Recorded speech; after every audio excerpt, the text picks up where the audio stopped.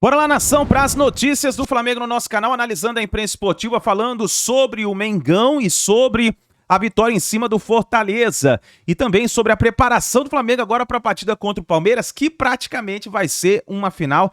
Quem vencer ali vai continuar na briga do título e vai estar mais perto de uma vaga direta na Libertadores da América, né? Tem os comentaristas do programa da ESPN Brasil falando sobre isso também. Faz o seguinte, já chega explodindo o dedo no like, vamos bater uma meta aí de 1000 likes para esse vídeo. Quero ver a força da torcida do Mengão no nosso canal. E se você ainda não está inscrito, eu convido você a fazer parte, se inscrevendo, ativando o sino das notificações, porque aqui todos os dias tem notícias, tem informações do Flamengo, tá bom? Vou deixar os créditos ao canal da S1 Live e ESPN Brasil, link na descrição. Bora então para as últimas notícias do Flamengo. O interesse do Manchester no Gabigol em vários sites da Inglaterra. Podemos ter esperança ou sonho?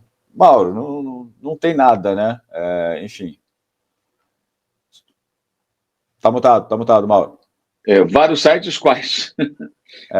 Vários sites da Inglaterra não quer dizer nada, amigo. Sites da Inglaterra que colocam fantasias no ar, tem aqui, tem lá, tem em todo lugar. Não existe nada de concreto com relação a isso. Inclusive, a imprensa séria inglesa não publicou nada a respeito. Quando ela publicar, a gente começa a levar isso minimamente a sério. E é curioso que esse tipo de notícia surge sempre que o jogador está renovando um contrato, nessa situação, né? Sempre assim. Dificilmente quando está em alta, né? E vale lembrar, né? Porque essa, entre aspas, essa informação foi dada com o Manchester podendo botar o Antony. Gente, o Antony pode estar, não pode nem estar em boa fase, né? Até porque o Manchester nesse ponto se parece ao Flamengo. Quase ninguém está em boa fase, tá em boa fase no Manchester United. Mas vamos lembrar, o Manchester contratou o Antony por 100 milhões de euros. 100 milhões de euros, né? Por aí dá para ver que, sabe, não tem condição, é rasgar muito dinheiro. Não que o Manchester possa conseguir algo parecido, né? Até porque na época, quando o Antony estava bem na Holanda, eu pelo menos opinei, cara, o valor é muito alto, é completamente sem noção. Mas enfim, não vai utilizar numa troca, né? O jogo com os pontas deve continuar, na minha opinião. Testaria o Bruno Henrique como centroavante. Você acha que pode ser uma alternativa? Apesar que o Pedro melhorou um pouco, né, Mauro? Acho que a questão é o seguinte, o Bruno Henrique jogando muito preso pela ponta, ele não rende tanto, tá? Acho que o Tite precisa ver isso. Ele precisa ter liberdade para sair da ponta para o meio, aparecer na área, fazer aqueles movimentos que ele faz na diagonal, buscando o setor central do campo e a área. Esse é um ponto. Ele pode jogar na ponta, mas ele tem que ter uma certa flexibilidade ali. Eu acho que o Pedro ele vai insistir, o Pedro voltou a marcar, o Pedro é o centroavante que ele tem como referência, mas o Bruno Henrique não joga contra o Palmeiras, está suspenso. Então vai repetir a escalação, provavelmente, exceto pela ausência do Thiago Maia, suspenso, Felipe Luiz também, né? Suspenso, mas aí volta Ayrton Lucas, que me parece que é a tendência natural. Felipe foi muito bem, jogou muito bem o jogo de ontem, mas isso significa que ele vai jogar bem 3 dias depois. Jogou bem contra o Grêmio, contra o Atlético Mineiro, foi muito mal. Ele não consegue ter essa sequência mais, é um veterano. Então, volta o Ayrton, e ali no meio que eu acho que é o grande problema, né? O Gerson de novo de segundo volante, vai ser assim? Agora, de fato, o Luiz Araújo e o Cebolinha, eles fazem mais o corredor, acompanham mais para fechar os espaços, executam essa função melhor do que o Bruno Henrique, porque tem essa característica.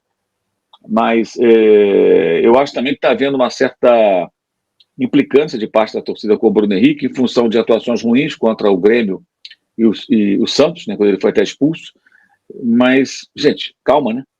O Bruno Henrique, depois que voltou da lesão, fez vários jogos muito bons. Não é porque ele fez um ou outro jogo que não foi bom, que não serve para nada.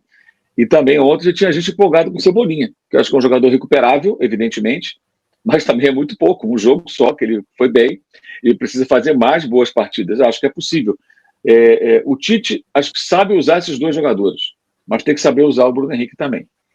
O Bruno Henrique, acho que ele se encaixa numa outra forma de jogar. E aquela coisa que eu falo sempre. Sempre tem desfalque, sempre tem jogador suspenso, sempre tem alguém de fora. Então pode acontecer do Bruno Henrique voltar contra o Fluminense e ficar no banco, no entrada e saída. O Cebolinha jogar bem quarta-feira e permanecer no time. Pode acontecer. Aí são situações normais de uma temporada, na reta final, e o técnico tentando encontrar um caminho. O Tite ontem, inclusive, na coletiva, foi muito didático, muito claro. Ele que às vezes é muito prolixo, né? Ele foi muito claro. Gente, a gente está buscando a vaga na Libertadores. E o time tem que passar por uma série de transformações para chegar num ponto. Não é assim. Gente, Flamengo... Olha, vamos pegar o Fluminense campeão da Libertadores como referência. O Fluminense tinha Abel Braga de técnico no ano passado.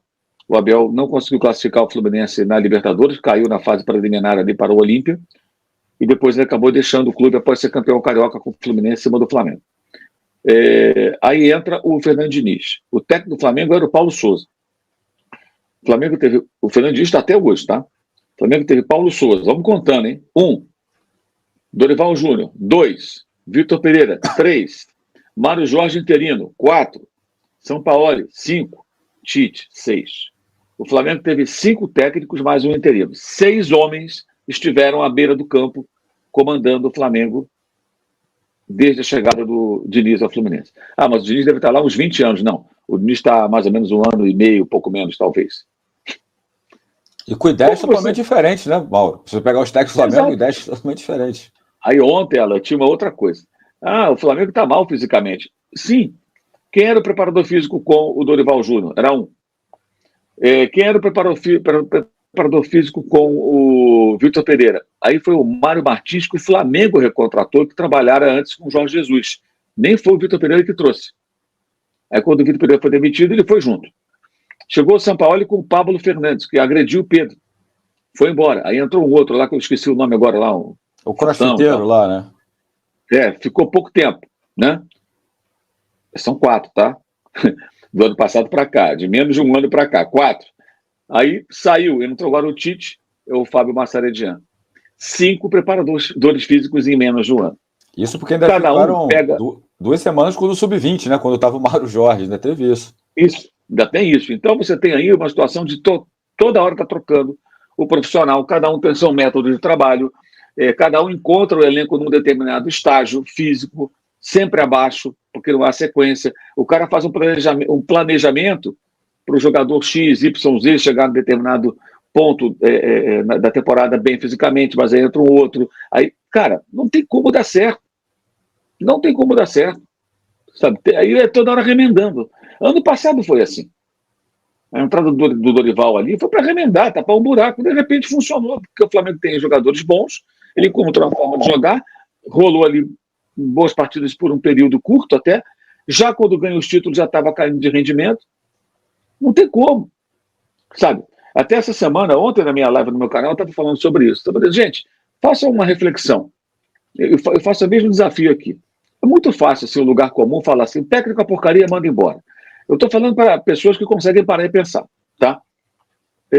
O Flamengo começou mal essa temporada quando terminou mal a passada. Primeiro, os jogos em que havia aquele relaxamento exagerado. Eu critiquei muito isso na época, teve gente que brigou comigo. Pô, que absurdo, o time foi campeão, você está criticando. Gente, aquele relaxamento já foi um sinal perigoso. E ninguém conteve aquilo. Gente, peraí, tudo bem, primeiro jogo ali, um relaxamento. Agora, 4 jogos depois de ganhar a Libertadores, perdendo. Para times fracos, times rebaixados. Aquilo já foi um sinal. E outra coisa, as férias começaram antes, né? Teve jogador que voltou de Guayaquil e não treinava, não jogava. Dava entrevista dizendo que não ia jogar praticamente, deixando entender que não ia jogar. Uma coisa, como assim? Né? Ok, aí tem os 42 dias de férias. E isso tudo foi definido ainda com Marcos Braz, Bruno Spindel, os gerentes Juan, Fabinho, Noval, essa turma toda lá trabalhando, Dorival Júnior e os jogadores que já estavam no clube, exceto os que chegaram depois. Foi com essa turma. Eles decidiram. Aí chega o Vitor Pereira. Qual a culpa do Vitor Pereira nesse cenário que ele encontrou? 0. Não foi ele que decidiu. Aí ele conseguiu perder tudo junto com esse pessoal, mas a culpa maior é dele. Foi dele. Será que foi dele? Essa que é a pergunta que eu faço. Para pensar. Ou começaram tudo errado? Ele cometeu seus erros, é verdade, mas ele não foi o grande culpado. A culpa foi do próprio Flamengo. A culpa foi do próprio Flamengo. E o técnico que pediram, que é o Dorival, também participou dessa decisão lá atrás. A gente falou sobre isso semana passada. Então, cara, não tem um culpado. O técnico não é o culpado. Ele é um responsável por uma parte do problema. E ele é demitido depois de um 4-1 do Fluminense, em que o time não jogou nada. E que as atuações individuais foram inexplicáveis. Como assim? Aí sobrou só para o técnico. Talvez ali, se tivesse mantido o técnico, bancado o técnico, detectado o que está ruim no elenco, negociado alguns jogadores que eventualmente não deveriam ficar, dado o recado para o grupo que não vai mudar, que vai ser assim, e tomar as decisões duras que tivessem que ser tomadas, o time lambesse as feridas, se reencontrasse e fosse em frente.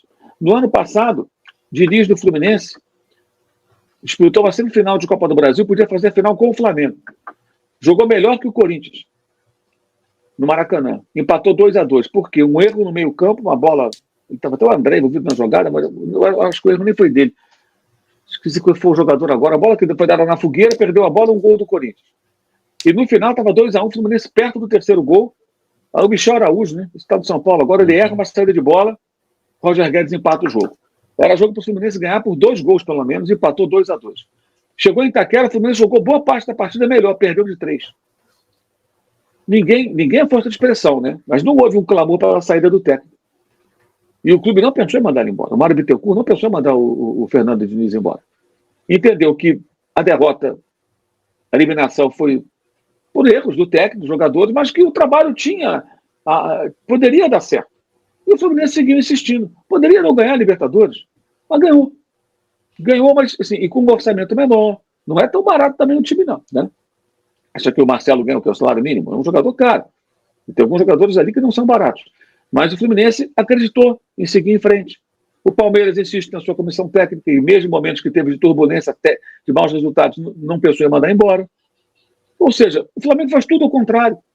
Tudo ao contrário. Então poderia ter tido sucesso com o técnico que foi mandado embora no começo do ano. Poderia ter dado certo.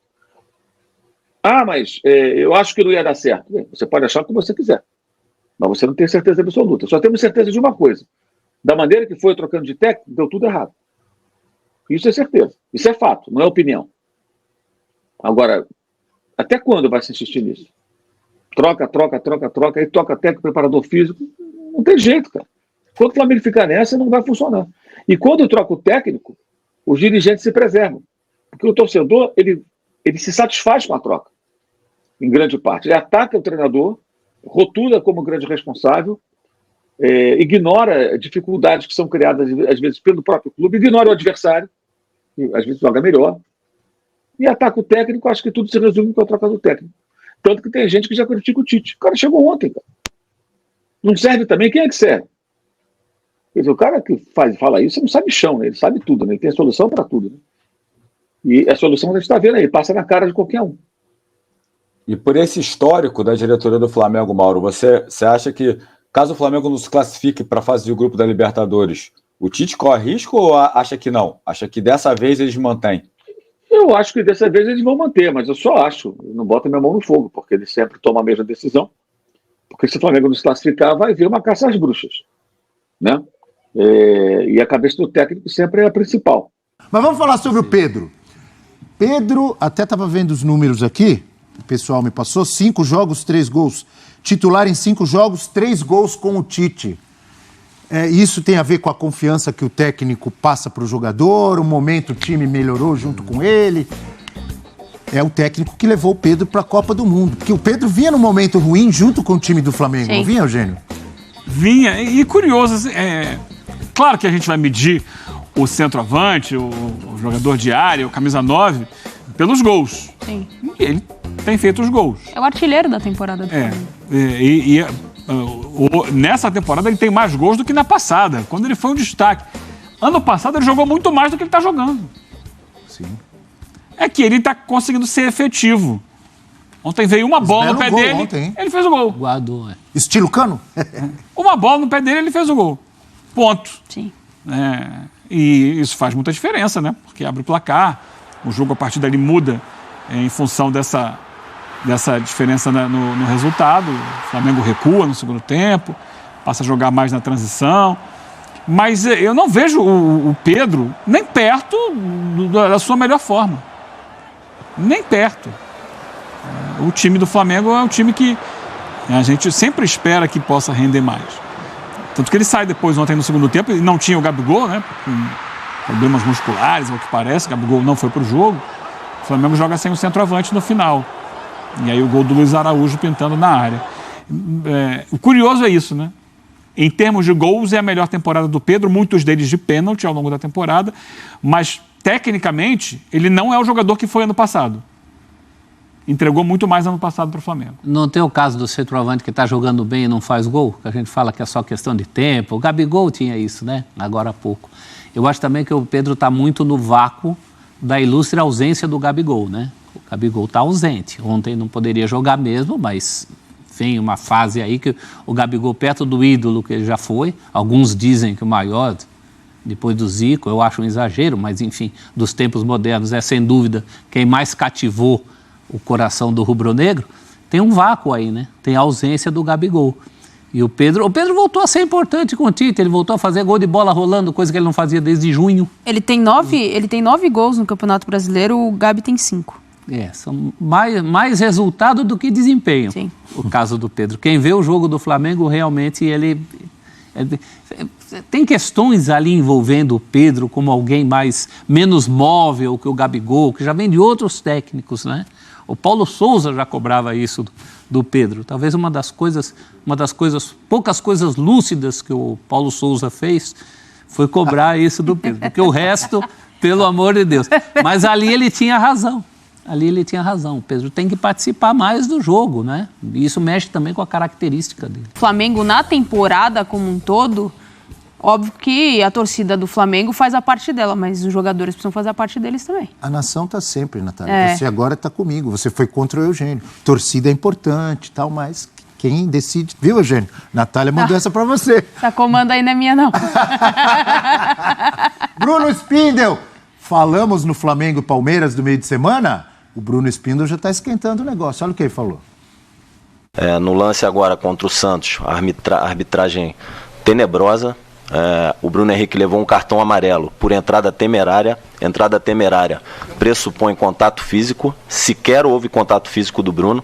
O Bruno foi jogar, foi competir. Um atleta leal, foi atrás da bola para competir e levou um cartão amarelo, foi impedido de jogar. Depois no relatório foi colocado que foi entrada temerária quando sequer teve contato físico. Ontem, na rodada de ontem à noite, você tem uma cotovelada com o braço acima do ombro, o VAR sequer chamou, podia decidir o jogo num campeonato que está sendo decidido nos mínimos detalhes, vaga de Libertadores, e tirar o jogador da rodada na quarta-feira. Então a gente fica assustado, inclusive, de um árbitro cometer um erro desse, como cometeu no lance do Bruno, que ele coloca no relatório entrada temerária, quando sequer houve contato, e ser escalado na rodada seguinte. Então a gente está muito assustado com os erros que vêm acontecendo da arbitragem, e a gente espera que medidas sejam tomadas para que a qualidade da arbitragem melhore. Comentários que acompanhei aí, não só nas redes sociais, mas enfim, torcedores dizendo, eu estava até esse fim de semana, estava no Rio de Janeiro também na cobertura da final. Primeiro, que é uma forma de dar uma pressionada na arbitragem, obviamente, não é só o Bruno Spindel, dirigente do Flamengo, diretor que usa esse tipo de artifício, é uma pressionada na arbitragem que tem o Palmeiras, tem o Flamengo e o Palmeiras no meio de semana. Mas teve muita gente também tirando sarro, falando, depois fala que o Botafogo que é chororô, o Flamengo vai ficar chorando agora, falando de jogos anteriores, de jogo contra o Santos, e aí? E super valorizando esses erros de arbitragem, né? Cá pra nós não é nada do outro mundo, como aliás muita gente tem supervalorizado todos os erros aí, o Botafogo, o Corinthians contra o Santos, o Fluminense contra o Corinthians, estão usando superlativos para erros que não merecem um superlativo. Agora isso aí é o famoso efeito que isso não se repita.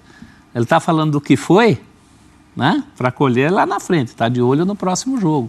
É a mesma estratégia de todo dirigente desde que a bola é bola. Né? O Flamengo está sendo prejudicado? Não, acho que não. Nem mais nem menos que os outros.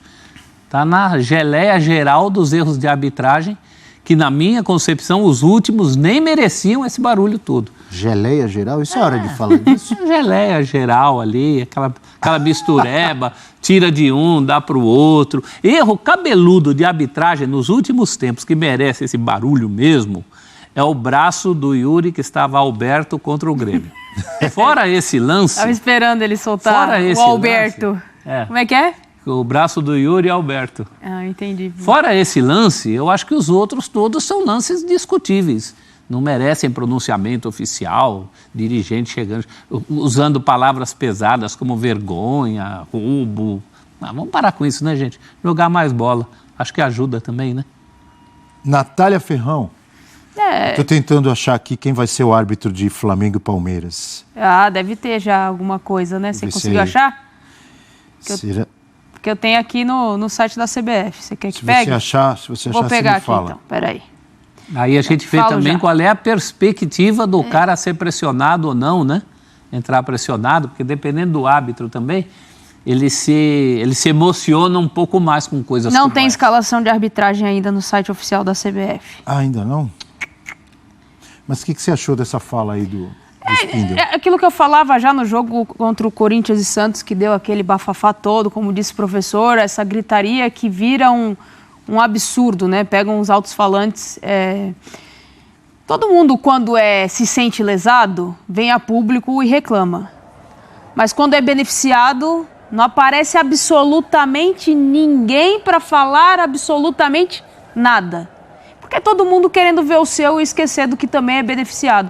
Dentro de uma arbitragem que, sim, é horrorosa, sem critério, muito sem entendimento de regra, muito sem preparo e pressionada porque o seu presidente, o presidente da arbitragem hoje no Brasil, o senhor CNM, não consegue dar conta daquilo que é o mínimo, né? Profissionalizar e dar uma sustentação aos árbitros que entram em campo. Acho que é uma gritaria sem sentido, né? Dava para olhar outros lances durante a temporada que talvez o Flamengo realmente tenha sido prejudicado, mas grita-se muito pensando no próximo passo. O próximo passo é um jogo, por isso que ele citou o Palmeiras, né? Porque o próximo passo é o jogo contra o Palmeiras. Há muita gritaria, mas eu queria que tivesse a mesma gritaria na mesma proporção quando é beneficiado, mas não tem, né, prof? Tá vendo uma guerra de dossiês aí, né? O Abel não foi o primeiro a falar do sistema? Sim. Aí o Botafogo, fala agora do sistema. Foi o João Martins, auxiliar do Abel Ferreira, que falou, né? Então, e aí justamente contra o Botafogo se sente prejudicado contra o Palmeiras. É um chumbo trocado. Que não leva a lugar nenhum. Falar de mudança de arbitragem Ninguém mesmo, fala. mudança estrutural, justiça seja feita. O Textor falou, mas ele falou num tom e num momento tão inadequado que aquilo passou batido. Mas ele falou de profissionalizar a arbitragem. Professor, desculpa te interromper, esse é o lance do Endrick, a que o Bruno Spindle se refere, comparando com o lance do Bruno Henrique, que foi expulso no jogo contra o Santos por causa de um... Bruno Henrique não, do Gerson. O Gerson foi expulso, o lance envolvendo o Gerson e o Furt, atacante do Santos, que ele vai com o cotovelo, o juiz vai no VAR, é chamado pelo VAR e dá cartão vermelho. E aí o dirigente do Flamengo comparando, dizendo que o Endrick deveria ter sido expulso.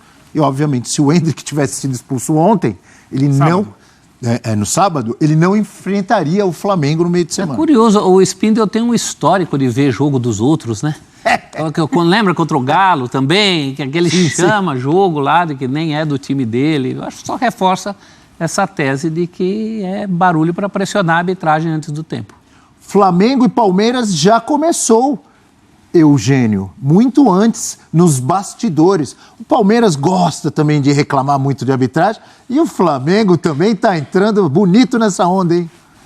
Faz parte do jogo, né? Faz parte da política hoje, essa questão extracampo. Eu não gosto de entrar nessa questão, mas a gente já discutiu aqui os lances do Flamengo com o Santos, que não teve lance ontem para ele reclamar do jogo do Flamengo, ele foi buscar o jogo dos outros. Aí olhou o jogo do Palmeiras e tal, não sei o quê, para tentar botar uma pressão na arbitragem. Eu acho que isso aí não acrescenta nada para o futebol brasileiro. Eu acho que o que acrescenta são ações propositivas para melhorar a arbitragem de fato. Não é só ficar apontando o dedo aqui, ali e tal, porque a gente sabe qual é o histórico no futebol brasileiro, que é aquele, se me beneficiar, tá bom, tá ótimo. Se for contra mim, eu reclamo. Os clubes também tinham que fazer uma cartilha para os seus jogadores também, né? Para ajudarem um pouquinho no contexto do jogo. Porque às vezes o jogador toma uma entrada e bate na costela, ele põe a mão na cara. E goleiro, Isso é o que mais acontece. Aí o pessoal que fica enrolando, cai no campo, fica lá e olha. O próprio jogo do Botafogo tem, né, uma falta ali no meio de campo que o jogador levanta e faz... Uma piscadinha. Então, assim, o próprio A jogador... clássica do Devinho, né? É. O Devinho que cai, tá doendo aí, dá uma piscadinha assim pro banco. Lembra desse Tipo, jogo? tá tudo bem. Tá tudo bem, vou só ganhar um tempo aqui. Devinho sofreu falta até do árbitro na final da Libertadores. Eu entendo que tem uma questão de malandragem ali, de tentar minar o jogo e tal, tudo mais, mas os jogadores também não têm facilitado muito. A arbitragem é, de fato, horrorosa. Mas tem que ter uma cartilha também, é o que vocês falaram, né? De os clubes entenderem que também precisam fazer parte para essa melhoria da arbitragem do futebol brasileiro. Mas os clubes trabalham ao contrário. É. Ao contrário, você vê dirigentes plantando para colher depois em cima de pressão em arbitragem. E eu concordo com o Eugênio, isso não ajuda em nada o futebol brasileiro. Mas o pior é que muitas vezes funciona. Por isso que os caras fazem. Então tá aí, nação, essas foram as últimas informações do Flamengo. Agora a partida é contra o Palmeiras. Vamos ver o que vai acontecer nessa partida. É interessante a gente explicar o seguinte. É uma decisão, porque se o Flamengo vence o Palmeiras, o Flamengo praticamente entra na briga mesmo pelo título do Brasileirão. Caso o Botafogo perca hoje, que vai ter a partida hoje contra o Vasco, o Flamengo vença a partida de quarta-feira, entra na briga forte. Agora, se perder para o Palmeiras, aí complica a situação. Aí pode esquecer de uma vez por todas as chances mínimas de título e também vai buscar mesmo somente a vaga na Libertadores. Vamos ver o que vai acontecer? Escreva a sua opinião nos comentários, o que você acha, deixa o like e a gente se vê no próximo vídeo.